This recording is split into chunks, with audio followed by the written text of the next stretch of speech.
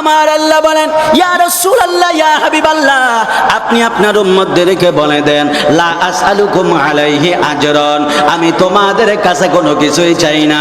এ পৃথিবীর উম্মত, আমি রাসূল আমার 63 বছর জিন্দেগির মধ্যে কত পাথরের আঘাত আমি রাসূল খেয়েছি, কত কষ্ট আমি নবী করেছি। নিজের জন্মস্থান ছেড়ে মদিনাতুল মুনাওয়ারায় হিজরত করেছি।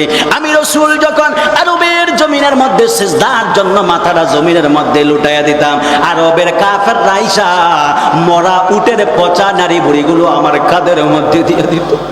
আমার নবী বলেন, এত কষ্টের বদৌলতে আমি যখন তায়েফের ময়দানে যাইতাম কালেমার দাওয়াত নিয়া, ওই তায়েফের ওই কাফের যুবকরা আমার বৃষ্টির মতো পাথর মারতো।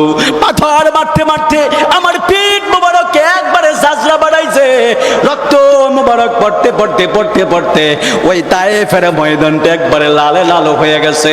এ পৃথিবীর উম্মত, আমি রাসূল এত কিছুর বদৌলতে আমি তোমাদের কাছে কোনো কিছুই চাই না, ইল্লা হ্যাঁ, তবে একটা জিনিস চাই, আল মাওয়াদ্দাতা ফিল কুরবা, আমার আহলে বায়াতের মহব্বত। জোরে কন্যা সুবহানাল্লাহ, আরো দুই হাত তুলে বলেন সুবহানাল্লাহ বলেন।